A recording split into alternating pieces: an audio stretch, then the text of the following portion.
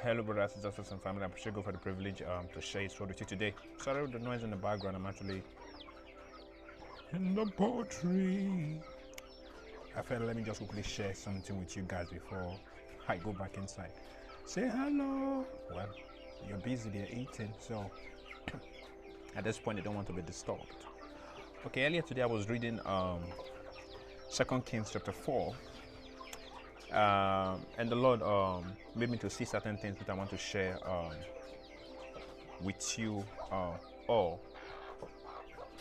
And I'll start by saying that a simple act of obedience can turn your situation around and cause circumstances to work for your good.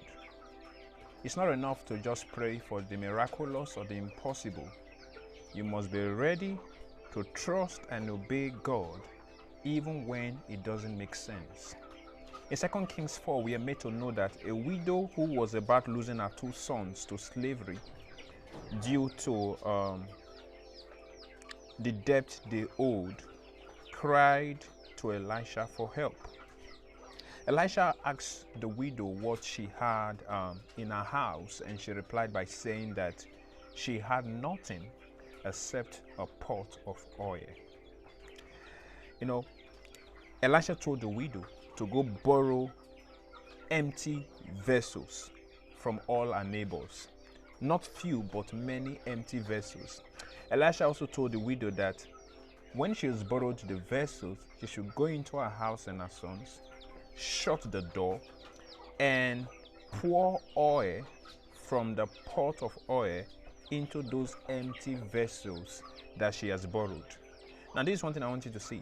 The widow never questioned nor doubted what Elisha told her, but she obeyed. And I want you to also know that what Elisha told the widow to do wasn't a product of Elisha's imagination, but it was a divine direction from the Spirit of God.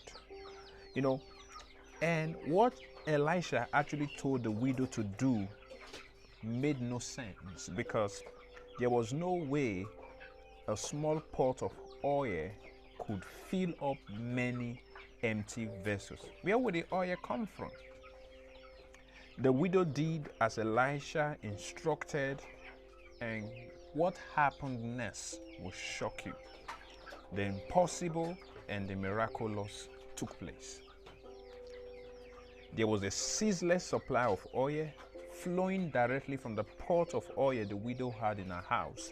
The empty vessels the widow went to borrow were far bigger than the pot of oil, but through the pot of oil, all the empty vessels were filled up. Where did the oil come from? How did the oil come? Who made the oil to come?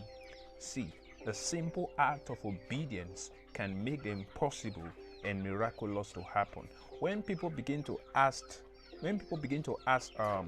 questions and can't figure out how it all happened, just know that that is the handiwork of God. Elisha told the widow to go sell the oil and pay off the debt, and guess what? The widow and the sons had enough to live on from the proceeds of the oil they sold. See, a simple act of obedience can save your marriage. A simple act of obedience can bring healing and restoration to your body.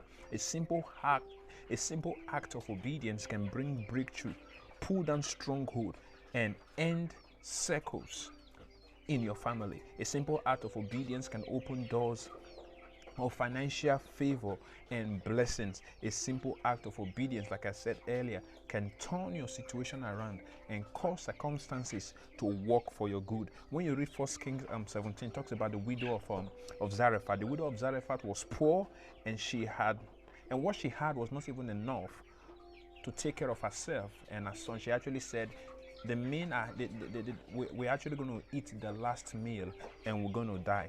But you know what? God told Elisha that, hey, I have commanded the widow of Zarephath to feed you, to sustain you. You know, the Lord commanded the widow to sustain Elisha, to take care of Elisha. And we are made to know that Elijah requested for food, he requested for water, and the widow, the widow, the widow obeyed. See, in the midst of famine, the barrel of meal in her house was not exhausted, nor did the jar of oil fail. While others were dying of starvation, this widow of Zarephath and her son were sustained. Why? She obeyed God. What about the wall of Jericho in Joshua chapter 6? Joshua and the children of Israel needed to conquer and possess Jericho, but the great wall of Jericho stood as a barrier. Guess what? God told Joshua that the children of Israel should march around the city of Jericho once for 6 days, and that on the seventh day they should march around the wall, the city of Jericho 7 times, and that the priests who were holding the trumpet should blow their trumpets, and when the people hear the sound of the trumpet, they should make a great shout. And guess what happened? The walls of Jericho fell. Joshua and the Israelites did as God commanded them, and the walls of Jericho fell. The walls of Jericho fell without the Israelites hitting it or using human efforts.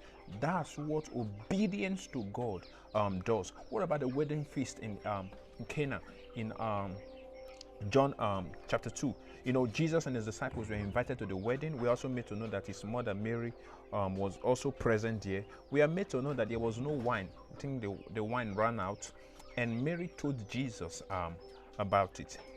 Now, after speaking to Jesus, Mary told the servants at the wedding that they should do whatever Jesus tells them. Take note of that. Do whatever the master tells you.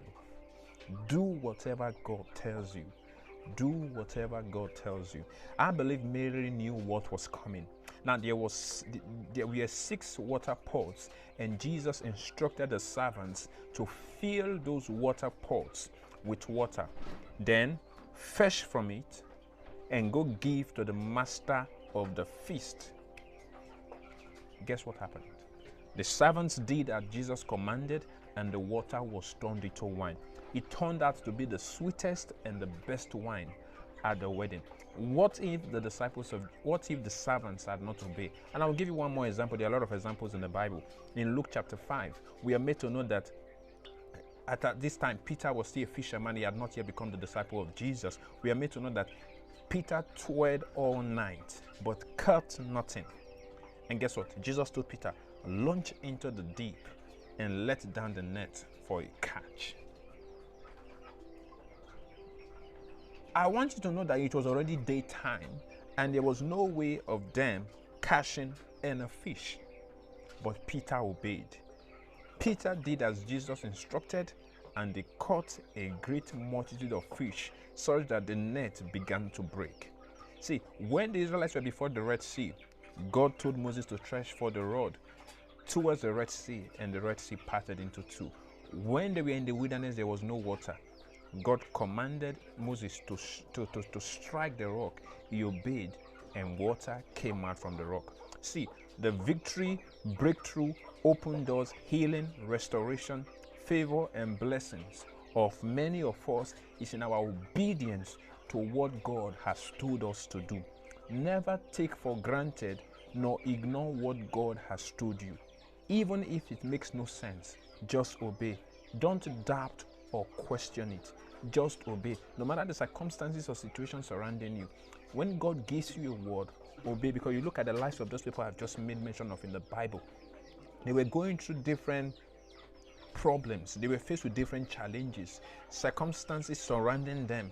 But just a word from the Lord, a word from God's prophets, and their obedience to it turned their lives around, turned their situations around.